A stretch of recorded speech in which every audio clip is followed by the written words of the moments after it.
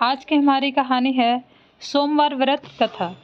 किसी नगर में एक धनी व्यापारी रहता था। दूर दूर तक उसका व्यापार फैला हुआ था। नगर के सभी लोग उस व्यापारी का सम्मान करते थे। इतना सब कुछ संपन्न होने के बाद भी वह व्यापारी बहुत दुखी था, क्योंकि उसका कोई पुत्र नहीं था, जिस कारण अपनी मृत्यु के पश्चात व्यापार के उत्तराधिकारी की चिंता उसे हमेशा सताती रहती थी।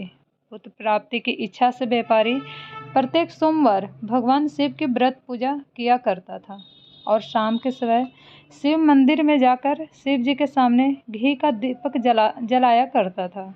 उसकी भक्ति देखकर माँ पार्वती प्रसन्न हो गई और भगवान शिव से उस व्यापारी की मनोकामना पूर्ण करने का निवेदन किया। भगवान शिव बोले, इस संसार में सबको उसके कर्म के अनुसार फल की प्राप्ति होती है। जो प्राणी जैसा कर्म करते हैं उन्हें वैसा ही फल प्राप्त होता है। शिव जी द्वारा समझाने के बावजूद माँ पार्वती नहीं मानी और उस व्यापारी की मनोकामना पूर्ति हेतु वे शिव जी से बार बार अनुरोध करती रही। अंततः माता के आग्रह को देखकर भगवान भोलेनाथ को उस व्यापारी को पुत्र प्राप्ति का वरदान देना पड़ा।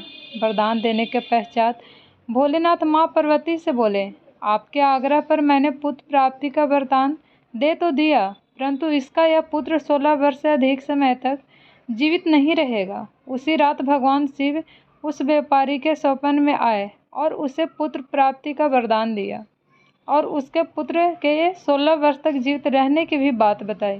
भगवान के वरदान से व्यापारी को खुशी तो हुई, लेकिन पुत्र की अल्प आयु की चिंता ने उसे खुशी को नष्ट कर दिया। व्यापारी पहले की तरह सोमवार के दिन भगवान शिव का विधिवत व्रत करता रहा। कुछ महीनों के बाद उसके घर एक अति सुंदर बालक ने जन्म लिया और उसके घर में खुशियाँ ही खुशियाँ भर गई। बहुत धूमधाम से पुत्र जन्म का समारोह मनाया गया, परंतु व्यापारी को पुत्र जन्म की अधिक खुशी नहीं हुई, क्योंकि उसे पुत्र की अल्प आयु के रहस्य का पता था। जब पुत्र 12 वर्ष का हुआ तो व्यापारी ने उसे उसके मामा के साथ पढ़ने के लिए वाराणसी भेज दिया। लड़का अपने मामा के साथ शिक्षा प्राप्ति हेतु चल दिया। रास्ते में जहाँ भी मामा भांजे विश्राम करते रुकते, वही यज्ञ करते और ब्राह्मणों को भोजन कराते। लंबी यात्रा के बाद मामा भांजे एक नगर में पहुँचे। उस दिन नगर के राजा की कन्या का विवाह था, जिस कारण पूरे नगर को सजाया गया था। निश्चित समय पर बारात आ गई, लेकिन वर का पिता अपने बेटे के एक आंख से काने होने के कारण बहुत चिंतित था। उसे भय था कि इस बात का पता चलने पर कहीं राजा विवाह से इनकार न कर दे, इससे उसकी बदनामी भी होगी। जब वर के पिता ने व्यापारी के पुत्र को देखा तो उसके मस्तिष्क में एक विचार आया। उसने सोचा, क्यों न इस लड़के को दूल्हा बनाकर राजकुमारी से विवाह करा दूं। विवाह के बाद इसको धन देकर विदा कर दूंगा और राजकुमारी को अपने घर ले जाऊंगा। वर के पिता ने लड़के के मामा से इस संबंध में बात की। मामा ने धन मिलने के लालच में वर के पिता की बात स्वीकार कर ली। लड़के को दूल्हे का वस्त्र पहनाकर राजकुमारी से विवाह कर दिया गया। राजा ने बहुत सारा धन देकर राजकुमारी को विदा किया। शादी के बाद लड़का जब राजकुमारी के साथ लौट रहा था तो वह सच नहीं छिपा सका और उसने राजकुमारी के ओढ़नी पर लिख दिया, राजकुमारी, तुम्हारा विवाह मेरे साथ हुआ था। मैं तो वाराणसी पढ़ने के लिए जा रहा हूँ और अब तुम्हें जिस नवयुवक की पत्नी बनना पड़ेगा वह कान्हा है। जब राजकुमारी ने अपनी ओढ़नी पर लिखा हुआ पढ़ा तो उसने काने लड़के के साथ जाने से इनकार कर दिया। राजा को जब ये सब बातें पता लगी तो उसने राजकुमारी को महल में ही रख लिया। उधर लड़का अपने मामा के साथ वाराणसी पहुंच गया और गुरुकुल में पढ़ना शुरू कर दिया। जब उसकी आयु 16 वर्ष की हुई तो उसने यज्ञ किया। यज्ञ के समाप्ति पर ब्राह्मणों को भोजन कराया और खूब अन्न वस्त्र दान किए। रात को वह अपने शयन कक्ष में सो गया। शिव के वरदान के अनुसार शयनावस्था में ही उसके प्राण पंखेड़ु उड़ गए। सूर्योदय पर मामा मृत भांजे को देखकर रोने पीटने लगा। आसपास के लोग भी एकत्र होकर दुख प्रकट करने लगे। लड़के के मामा के रोने विलाप करने के स्वर समीप से गुजरते हुए भगवान शिव और माता पार्वती ने भी सुने। माता पार्वती ने भगवान से कहा, प्राणनाथ, मुझे इसके रोने के स्वर सहन नहीं हो रहे। आप इस व्यक्ति के कष्ट को अवश्य दूर करें। भगवान शिव ने माता पार्वती के साथ अदृश्य रूप में समीप जाकर देखा तो भोलेनाथ माता पार्वती से बोले, यह तो उसी व्यापारी का पुत्र है जिसे मैंने 16 वर्ष की आयु का वरदान दिया था। इसकी आयु पूरी हो गई है।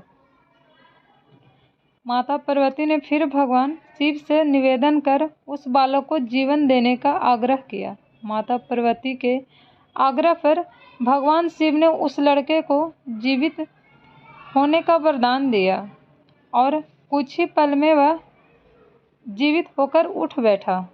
शिक्षा समाप्त करके लड़का मामा के साथ अपने नगर की ओर चल दिया। दोनों चलते हुए उसी नगर में पहुँचे जहाँ उसका विवाह हुआ था। उस नगर में भी यज्ञ का आयोजन किया गया। समीप से गुजरते हुए नगर के राजा ने यज्ञ का आयोजन देखा और उसने तुरंत ही लड़के और उसके मामा को पहचान लिया। यज्ञ के समाप्त होने पर राजा मामा और लड़के को महल में ले गया और कुछ दिन उन्हें महल में रखकर बहुत सा धन, वस्त्र आदि देकर राजकुमारी के साथ विदा कर दिया। इधर भूखे प्यासे रहकर व्यापारी और उसकी पत्नी बेटे की प्रतीक्षा कर रहे थे। उन्होंने प्रतिज्ञा कर रखी थी कि यदि उन्हें अपने बेटे की मृत्यु का समाचार मिला तो दोनों अपने प्राण त्याग देंगे। परंतु जैसे ही उसने बेटे के जीवित वापस लौटने का समाचार सुना तो वह बहुत प्रसन्न हुआ।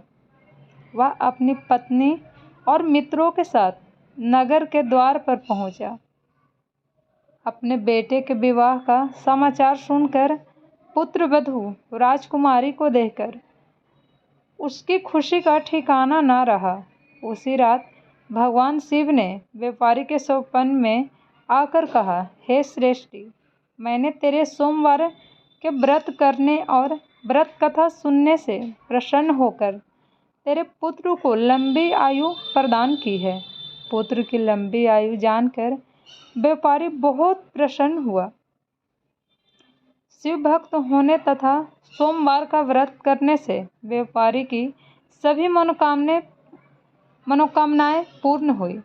उसी प्रकार जो भक्त सोमवार का विधिवत व्रत करते हैं और व्रत कथा सुनते हैं, उनकी सभी इच्छाएं पूर्ण होती है। अगर आपको ये कहानी पसंद आए तो मेरे चैनल को लाइक एंड सब्सक्राइब ज़रूर कीजिएगा। Thank you so much.